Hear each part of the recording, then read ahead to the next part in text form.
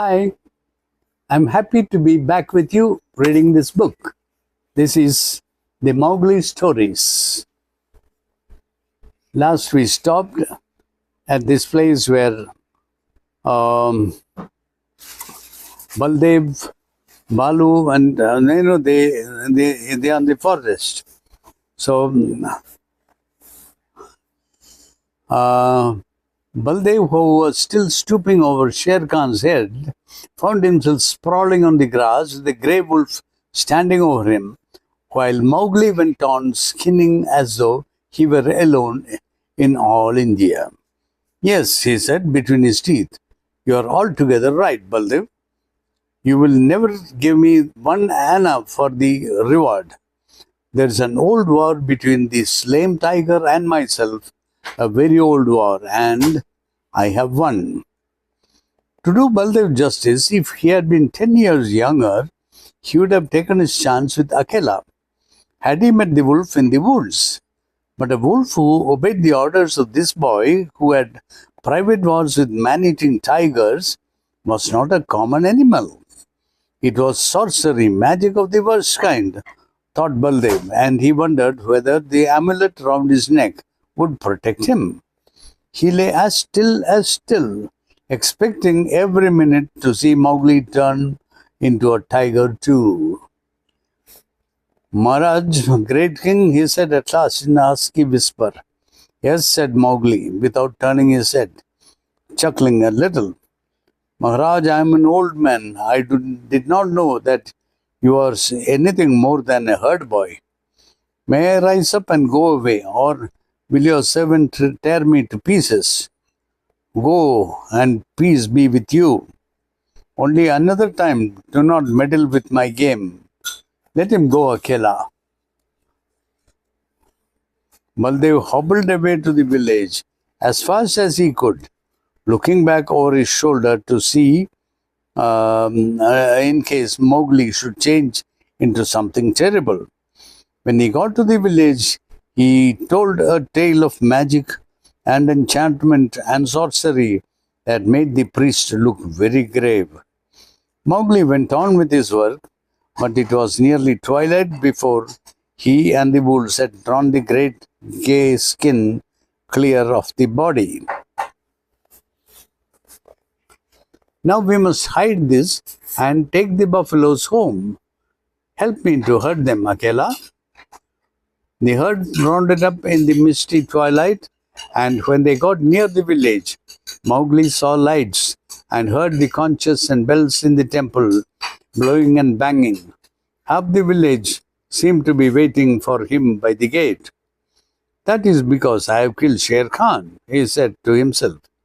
But a shower of stones whistled about his ears, and the villagers shouted, Sorcerer, wolf's brat, jungle demon, go away. Go away quickly, or the priest will turn you into a wolf again. Shoot, Baldev, shoot. The old tower musket went off with a bang, and a young buffalo bellowed in pain. More sorcery, shouted the villagers. He can burn bullets. Baldev, that was your buffalo. Now what is this? Said Mowgli, bewildered, as the stones flew thicker. They are not unlike the pack, these brothers of mine, said Akela. They are not unlike the pack, these brothers of yours, said Akela. Sitting down composedly, it is in my head that if bullets mean anything, they will cast you out. Wolf's cub, go away, shouted the priest, waving a sprig of the sacred tulsi plant. Again, last time it was because I was a man. This time it's because I am a wolf. Let us go, Akela. A woman, it was Mesua, ran across to the herd and cried, Oh, my son, they say you are a sorcerer who can turn himself into a beast at will. I do not believe, but go away or they'll kill you. Baldev says you are a wizard, and I know that you have avenged Nathu's death. Come back, Mesua, shouted the crowd. Come back, or we will stone you. Mowgli laughed, a little short, ugly laugh, for the stone had hit him in the mouth. Run back, Mesua. This is one of the foolish tales they tell under the big tree at dusk. I have at least paid for your son's life. Farewell, and run quickly, for I shall send the herd in more swiftly than their brickbats. I am no wizard, Mesua. Farewell. Now once more, Akela, he cried, bring the herd in. The buffaloes were anxious enough to get to the village. They hardly needed Akela's yell, but charged through the gate like a whirlwind, scattering the crowd right and left. Keep count, shouted Mowgli scornfully. It may be that I have stolen one of them. Keep count, for I'll do your herding no more. Fare you well, children of men, and thank Mesua that I do not come in with my wolves and hunt you up and down your street. He turned on his heel and walked away with the lone wolf. And as he looked up at the stars, he felt happy. No more sleeping in traps for me, Akela. Let us get Sher Khan's skin and go away. Now, no, we will not hurt the village, for Mesua was kind to me. Then the moon rose over the plain and making it look all milky. The horrified villagers saw Mowgli with 2 wolves at his heels and a bundle on his head, trotting across at the steady wolf's trot that eats up the long miles like fire. Then they banged the temple bells and blew the conches louder than ever, and Mesua cried, and Baldev embroidered the story of his adventures in the jungle till he ended by saying that Akela stood up on his hind legs and talked like a man. The moon was just going down when Mowgli and the 2 wolves came to the hill of the Council Rock, and they stopped at Mother Wolf's cave. They have cast me out from the man pack, Mother, shouted Mowgli, but I come with the hide of Sher Khan.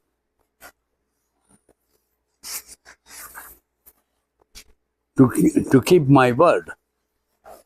Mother Wolf walked stiffly from the cave with the cubs behind her, and her eyes glowed as she saw the skin.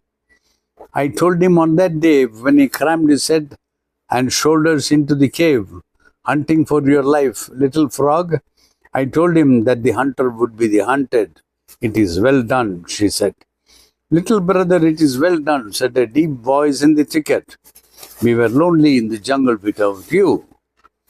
And Bagheera came running to Mowgli's bare feet. They clambered up the council rock together, and Mowgli spread the skin out on the flat stone where Akela used to sit, and pegged it down with 4 slivers of bamboo.